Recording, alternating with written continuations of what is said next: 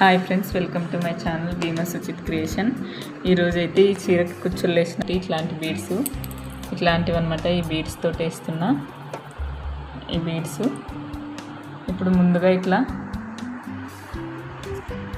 ఇట్లాంటి సేమ్ పళ్ళు కలర్ దారం తీసుకొని ఇప్పుడు ఇట్లా బీడ్స్లో చూసి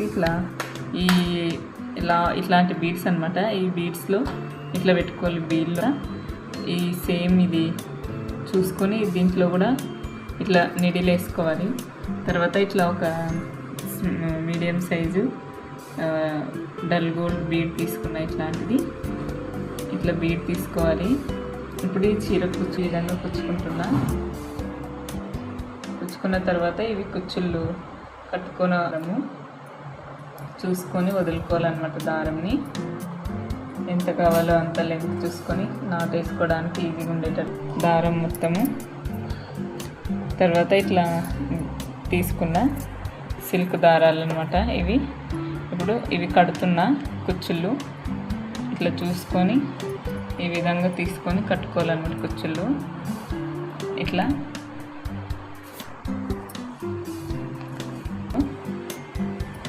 చూసుకొని నాట్ వేసుకోవాలన్నమాట. ఈ విధంగా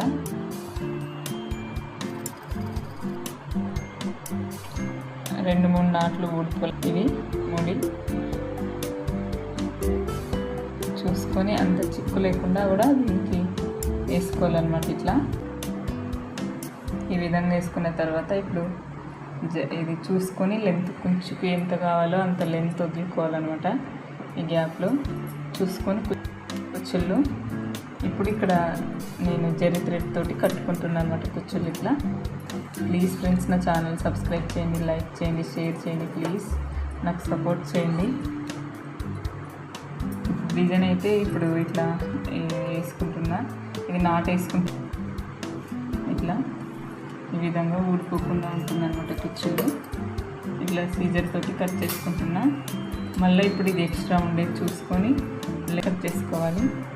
ఇక్కడ దాకా కావాలి కుచ్చుళ్ళు అక్కడ ఇట్లా ఈ విధంగా వస్తుందన్నమాట.